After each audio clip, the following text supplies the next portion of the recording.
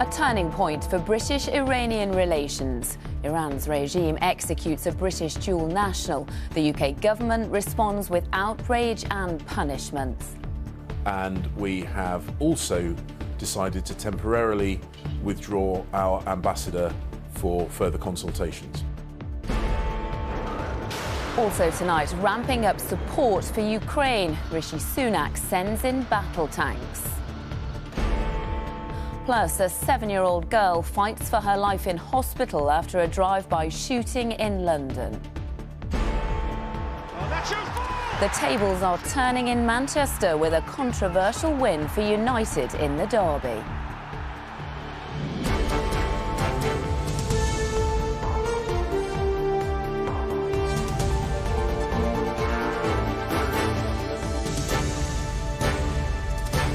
This is DanTV News with Lucy Watson. Good evening. The UK has recalled its ambassador from Iran following the execution of a former Iranian minister who also held British citizenship. The Prime Minister described the killing of Ali Reza Akbari as callous and cowardly, and the Foreign Secretary responded with sanctions on Iran's Prosecutor General.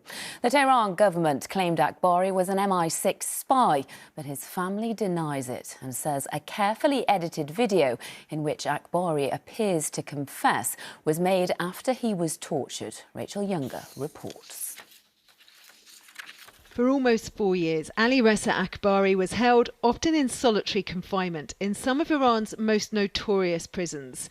When the plan to execute him was made known, there was an international outcry, but it didn't change a thing. His death announced on Iranian state TV this morning. The presenter quoting the intelligence ministry, which called him one of the most important agents of the British spy service. All of that interspersed with what's described as Akbari's recorded confession, though his family say he was drugged and tortured. And a fellow British Iranian who was held in the same prison warns we shouldn't believe a word.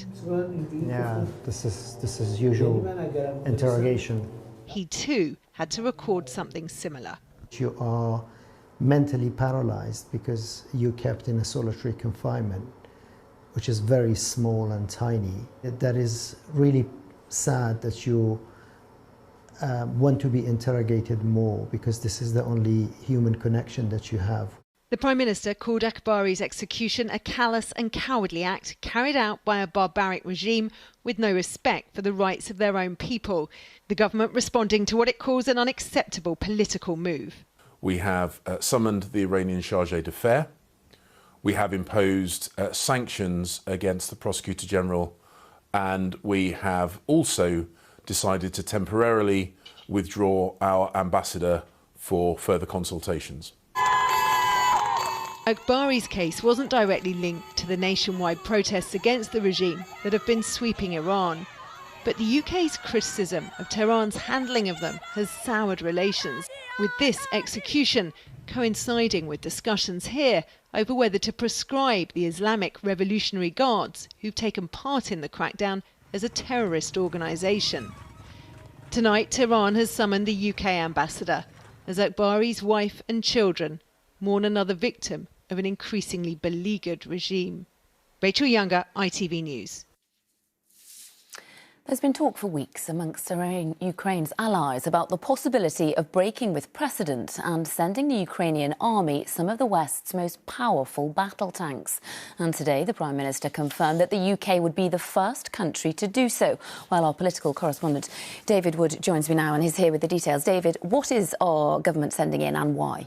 Well, the government's not giving exact numbers at the moment, but it's thought 12 tanks are being sent after Ukraine has been asking for some tanks for some time now. They are Challenger 2 main battle tanks. They may be 20 years old, but they're amongst the best tanks in the world at the moment. The Prime Minister says that in light of some recent Ukrainian victories pushing back Russian troops, now is the right time, he said, to accelerate global military and diplomatic support. It's also feared that Russia may increase its attacks come the spring. In response, President Zelensky tweeted his thanks for what he called the strong support from the UK and went on to say in a conversation with Mr Sunak that he thanked him for the decisions that will not only strengthen us on the battlefield but also send the right signal to our partners. Now, from a UK perspective, the government here says that its support for Ukraine is unwavering. I think for newish Prime Minister Rishi Sunak, this is his opportunity to show that. But it's also a gauntlet to Ukraine's other allies to follow suit and send in tanks. Because, to be frank, 12 tanks from the UK, very welcome in Ukraine, but are unlikely to be enough alone to bring Ukraine the advantage it wants. David, thank you. A 7-year-old girl is said to be in a life-threatening condition in hospital tonight after a drive-by shooting in central London that also injured several other people. Well, Vincent McAviney is at the scene near Euston Railway Station for us this evening. Vincent, what are police able to say at this stage? Well, earlier this afternoon, a double memorial was taking place for a mother and daughter who died within a month of each other at the end of last year. That was at St Aloysius Catholic Church right next to Euston Station. Reportedly, mourners came outside to release a flock of doves, but as they did, a car sped by and shots were fired into that gathering. Now, people ducked for cover, but 6 were injured, and tonight the Metropolitan Police have given an update on how they are faring. We're told a 7-year-old girl suffered life-threatening injuries and a 48-year-old woman has had life-changing injuries. Both are still in hospital. As well as that, a 41-year-old woman and a 54-year-old woman and a 12-year-old girl were treated for non-life-threatening injuries, but there is no word yet on the condition of another 21-year-old woman who was injured. Now, the Met say they're conducting an urgent investigation, that there is more information coming to light, but as of yet they have made no arrests. This scene is cordoned off. It's likely to remain this way for the rest of the weekend, and the police are asking anyone who has CCTV or any kind of footage of the incident to please come forward with it. Vincent McAviney, thank you.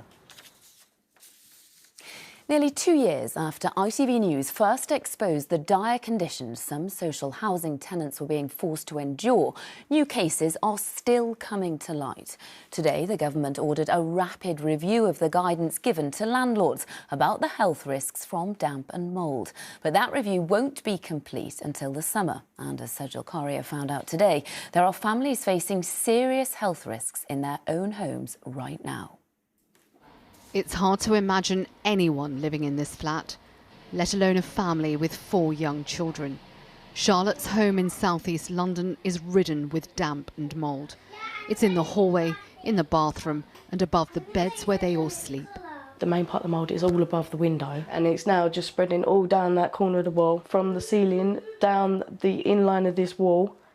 She showed me her room, where 9-month-old baby Poppy was taking a nap. It's really terrifying as a mum to know that your child's breathing in all the bad spores. In October, Poppy was rushed to hospital with a chest infection and had oxygen delivered through her nose until she could breathe on her own. 2 months later, Charlotte videoed her, still gasping for breath. I just feel like she's going to end up dying in her sleep. For a child, let alone an adult, to go through that, it's just, yeah, it just chokes me up. Her son Harrison, who's 2, has also been to hospital several times due to breathing difficulties. Charlotte says she's contacted Greenwich Council numerous times over the past 5 years. They do come, she says, but with short-term fixes. They don't actually stop it. I know obviously mould is hard to stop physically, but I have done all I can do by cleaning every day, but they just haven't got to the root of the problem. Today, ministers said new guidance for landlords over mould and damp risks will come in the summer, after the death of 2-year-old Awab Ishak from a respiratory condition caused by exposure to mould at his Rochdale home. This situation is beyond urgent. It's a human crisis. What we really need is greater accountability. And in order for that to happen, we need kind of Ofsted-style inspections of social housing, much greater rights for private rented tenants. I'll help you. Greenwich Council says it's arranged for further emergency repairs to Charlotte's home and that she's already prioritised for a new council one, although that could take years due to high demand. Sejal Courier, ITV News. The Nurses' Union is warning that twice as many nurses will go on strike next month as are this month if a pay deal isn't reached. The Royal College of Nursing says if negotiations don't make progress, the next set of strikes in February will include all eligible members in England for the first time. More than 100 flood warnings are in place across England and Wales tonight after days of heavy rain. The Met Office says more rain may fall alongside falling temperatures in the coming days. And Noel Gallagher and his wife Sarah McDonald have announced they are divorcing after 12 years of marriage. It's got fans wondering if the chances of an Oasis reunion have improved, as Liam Gallagher has previously suggested it was Sarah who was preventing it from happening. There was another twist in the title race in Manchester today when United came from a goal down to beat City 2-1 in the derby. Chris Scudder was watching the action at Old Trafford. Whisper it, but something is stirring again at Old Trafford. What a time for United to avenge their 6-3 thrashing by City 3 months ago. United's 8-game winning run looked to be coming to an end when De Bruyne's perfect cross was dispatched by Jack Grealish. The advantage of a £100 million player coming off the subs bench to score. But then the game's big contentious moment. Rashford was offside for United but didn't touch the ball. And Fernandes levelled the match. Cue chaos. But was Rashford interfering with play? No, said VAR, and the goal stood. City were livid. It's a goal! United ecstatic. Old Trafford explodes! But there was more to come, and before the champions had time to steady themselves, United scored again. Rashford, the local boy, bringing joy to the red side of a divided City. So it's back-to-back defeats for City, but for United 9 wins in a row now under Erik ten Hag, just like old times. Chris Scudder, ITV News. The board of directors at Everton Football Club was told not to attend today's game against Southampton because of a real and credible threat to their safety. Everton fans staged a protest before and after today's 2-1 defeat. Supporters carried banners displaying their anger with the management. Thousands remained inside Goodison Park after the final whistle, chanting "Sack the board." And that is it from us. The weather forecast is next, but from all of us here on the Weekend News team, thank you for watching and have a great evening. Bye-bye for now.